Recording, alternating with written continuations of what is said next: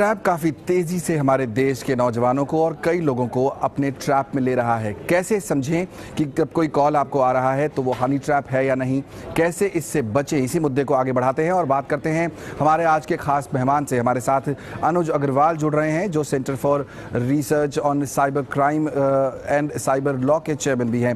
अनुज, बहुत बहुत स्वागत आपका। सबसे पहले तो आपसे ये समझना चाहूँगा कि ये एक बहुत बड़ा चैलेंज होता है कि जब एक अननोन नंबर से आपको एक फ़ोन आ रहा है, अब वो फ़ोन आप रिसीव करें न करें। कई बार जब हम ये फ़ोन रिसीव करते हैं तो इस तरह का जो हनी ट्रैप जैसा जो मामला है वो बढ़ता चला जाता है। कैसे समझें, कैसे बचें, पहली सलाह क्या होगी? देखिए, जब भी आपको वीडियो कॉल आए और वो अनजान नंबर से है, अननोन नंबर से है, तो आप उसे अवॉइड करें, कॉल को बंद कर दें। अगर आपको फिर भी लगता है कि मुझे उस व्यक्ति से बात करना आवश्यक है, मान लीजिए आप मार्केटिंग जैसे किसी प्रोफेशन में है जहां पे अननोन नंबर से आपको कॉल लगातार आती रहती है, या आप मेडिकल प्रोफेशनल है, डॉक्टर हैं, तो आप नॉर्मल कॉल उस नंबर पे वापस करें।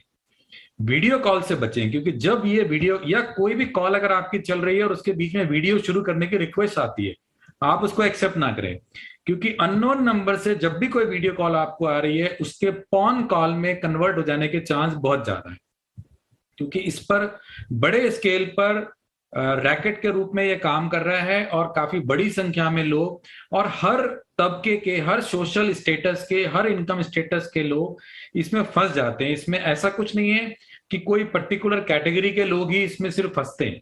तो इसलिए वीडियो कॉल को अवॉइड करें अननोन नंबर से। अगर उस नंबर पे बात करनी है, उस कॉल को कट करके उस पर नॉर्मल कॉल करें।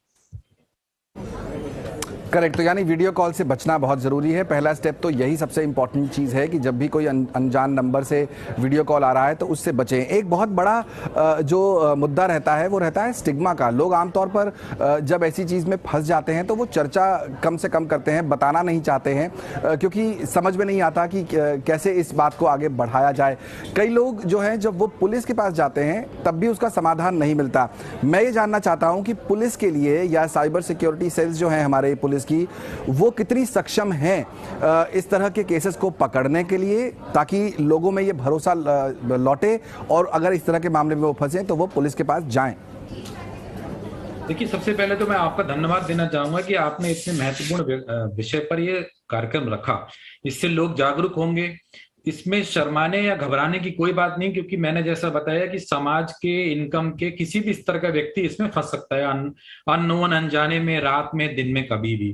तो अगर कोई व्यक्ति इस प्रकार के मैटर में फंस जाता है तो उसको पुलिस की मदद जरूर लेनी चाहिए, पुलिस को बताना चाहिए और पुलिस के पास जाना चाहिए। इसमें ब्लैकमेल होकर आप कितना भी पैसा देते चले जाएंगे, वो मांग कभी खत्म नहीं होगी। वो शुरुआत थोड़े अमाउंट से 20, 25, 30,000, 40,000, 50,000 से होगी, और लेकिन वो कभी खत्म नहीं होगी। तो आप इस ट्रैप में अगर एक बार फंसते हैं तो ये ना सिर्फ फाइनेंशियली आपको ड्रेन करेगा, बट आपको इमोशनली भी ड्रेन करेगा। तो अगर आप कभी ऐसे मैटर में फंस जाते हैं, सबसे पहले अपने परिवार के नजदीकी लोगों से इसके बारे में चर्चा कर लें कि वो आपसे ये गलती हो चुकी है, इसमें कोई ऐसी विशेष बात नहीं है। और उसके बाद आप जरूर साइबर सेल में जाएं। हमारे पास इस समय, अगर हम देश में देखें तो कई मेथड हैं जिसमें आप पुलिस के पास जा सकते हैं। आप फिजिकली अपने नियरेस्ट थाना या चौकी में जा सकते हैं।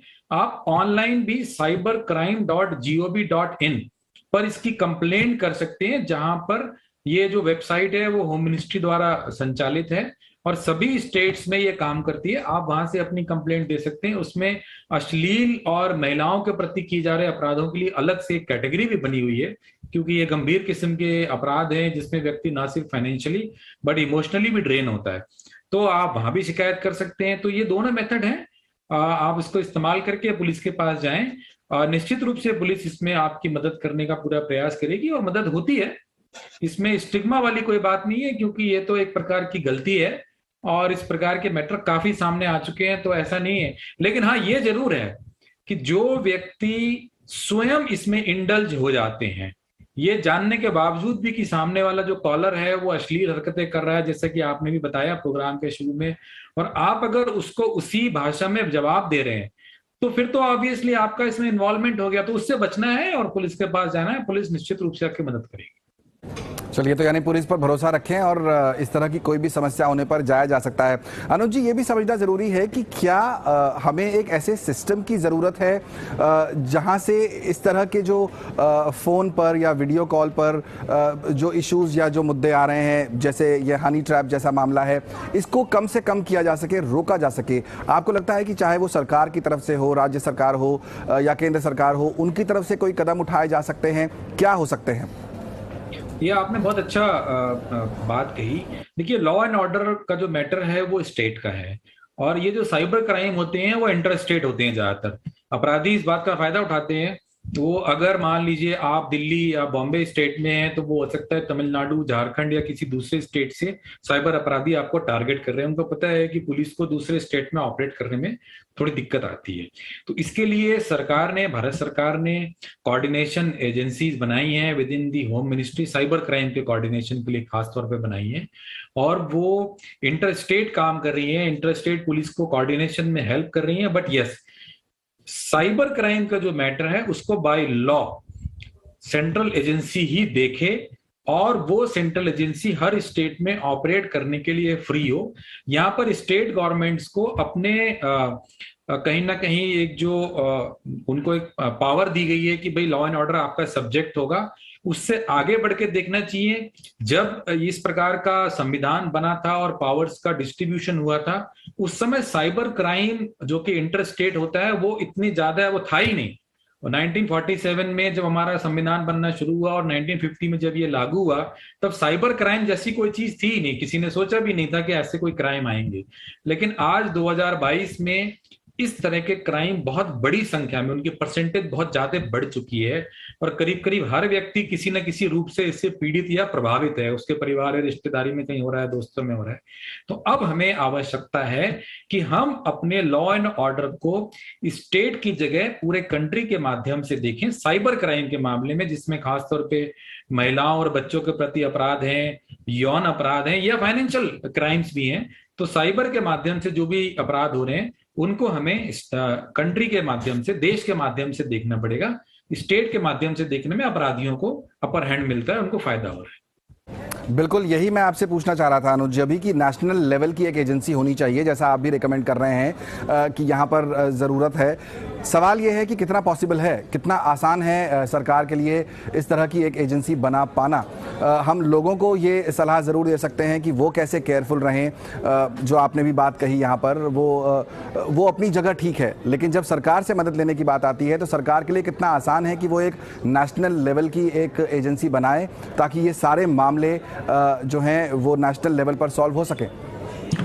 देखिए, ये तो कहीं ना कहीं संविधान की प्रक्रियाओं में फंसने वाली बात है, क्योंकि संविधान में बिल्कुल स्पष्ट रूप से लॉ एंड ऑर्डर को स्टेट की कैटेगरी में रखा गया है। हालांकि कुछ सेंट्रल एजेंसीज हैं, जैसे सीबीआई है, एनआईए है, वो काम कर रही हैं, लेकिन वो बहुत ही विशिष्ट प्रकार के अपराधों में और स्टेट गवर्नमेंट की कहीं ना कहीं मर्जी से काम करती हैं। लेकिन वो तो मुझे लगता है प्री ऑक्युपाइड है, उनके पास ऑलरेडी सफिशिएंट वर्क है। इस प्रकार के मामले के लिए अभी केंद्र सरकार ने कोऑर्डिनेशन एजेंसीज और सेंटर्स बनाए हैं विद इन होम मिनिस्ट्री और मिनिस्ट्री ऑफ आईटी के अंदर में, लेकिन उनको कोई विशेष पावर नहीं है कि वो जाके इन्वेस्टिगेट करें। तो मुझे लगता है ये समय आ गया है कि जब राज्य सरकारें और केंद्र सरकारें मिलकर इसमें कोई प्रॉपर कानूनी प्रोविजन करें जो संविधान सम्मत हो, और ऐसी एजेंसी बनाएं जो साइबर क्राइम के लिए पूरे कंट्री में इन्वेस्टिगेट करने के लिए डेडिकेटेड हो। ऐसा नहीं है कि आपने किसी एक्स्ट्रा ऑलरेडी जो एजेंसी चल रही है उसके ही कोई छोटा मोटा विंग बना दिया, 150 लोगों को उसमें रख दिया, क्योंकि ये एक बहुत बड़ी समस्या है। आज देश में नंबर ऑफ साइबर क्राइम्स की संख्या लाखों करोड़ों तक पहुंच रही है। उसको देखने के लिए हमें स्टेट के अंदर भी बहुत डेडिकेटेड तरीके से अपनी फोर्स बढ़ानी पड़ेगी, ट्रेन करना पड़ेगा।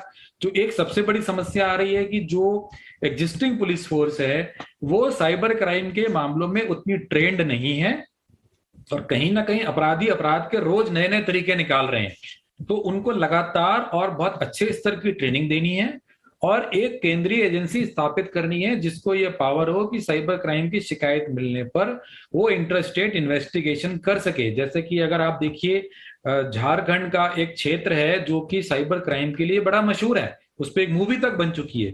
तो वो वहां के जो लोग हैं वो झारखंड में ही खाली अपराध नहीं करते हैं, वो पूरे देश के विभिन्न प्रदेशों में अपराध करते हैं, लोगों को शिकार बनाते हैं। अब अगर लोकल